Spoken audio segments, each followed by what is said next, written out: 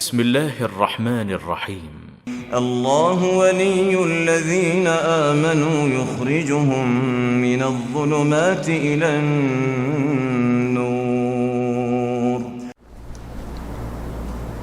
نحمده ونصلي على رسوله الكريم اما بعد. معزز ناظرین کرام، السلام علیکم ورحمۃ اللہ وبرکاتہ.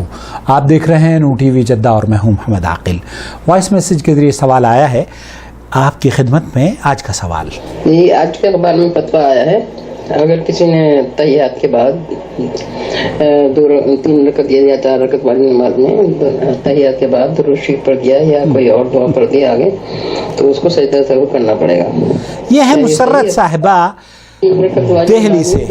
3 رکعت یا 4 رکعت والی نماز میں 2 رکعت کے بعد تشہد میں بیٹھ کر اگر تشہد کے بعد درود پڑھ لیا ہے، درود ابراہیمی، تو فتویٰ یہ شائع ہوا ہے. میں آپ کی خدمت میں وہ فتویٰ بھی پڑھ کر سناتا ہوں. زید ایک دن تنہا ظہر کی نماز ادا کر رہا تھا. دوسرے رکعت کے قاعدے میں تشہد کے بعد بھولے سے درود شریف بھی پڑھ لیا، لیکن پھر یاد آنے پر کھڑا بھی ہو گیا اور پھر آخری قاعدے میں سجدہ سہو کر کے نماز پوری کر لی. پوچھنا یہ تھا کہ کیا سجدہ سہو کرنا ضروری تھا اور کرنے کے بعد نماز مکمل ہوئی یا نہیں. فہیم اختر صاحب پٹنہ سے، انہوں نے انقلاب میں غالباً یہ شائع ہوا تھا یہ فتویٰ.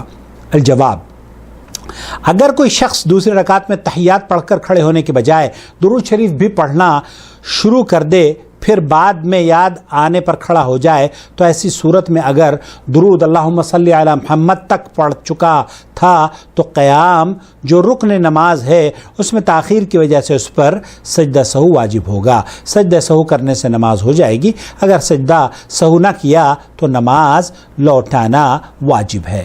یہ ہے دہلی کے مفتی صاحب کا فتویٰ جو کہ اخبار میں شائع ہوا ہے. اس کی کوئی حیثیت نہیں ہے. کیونکہ ایک آدمی تشہد میں اگر تشہد اس نے پڑھ لیا، تحیات پڑھ لیا ہے اور پھر اس کے بعد اللہم صلی علی محمد وعلی آل محمد یا درود ابراہیمی مکمل اس نے پڑھ لیا ہے، یا اس نے اگر ادھورا بھی چھوڑ دیا ہے اور پھر اسے یاد آیا تو اس سے کیا سجدہ سہو اس کو کرنا چاہیے؟ اس کی کوئی حیثیت، اس دلیل کوئی نہیں ہے یہاں پر. البتہ اللہ کے رسول صلی اللہ علیہ وسلم یہ نور علی نور ہے.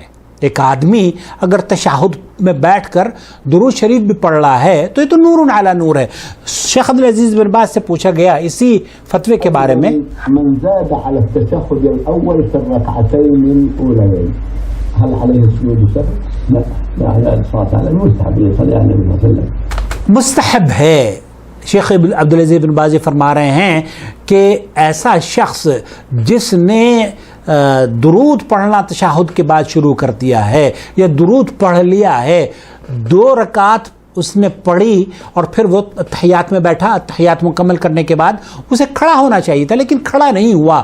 شیخ فرما رہے کہ اس نے مستحب کام کیا ہے، اس میں اس کے لیے سجدہ سہو نہیں ہے. جس نے یہ کہا ہے کہ سجدہ سہو ہے، شیخ فرما رہے ہیں کہ انہوں نے غلط کہا ہے، اس کی نماز باطل نہیں ہے. لا یبطلها هذا لا يلزم السجود، اور نہ ہی اس پر سجدہ سہو واجب ہوتا ہے.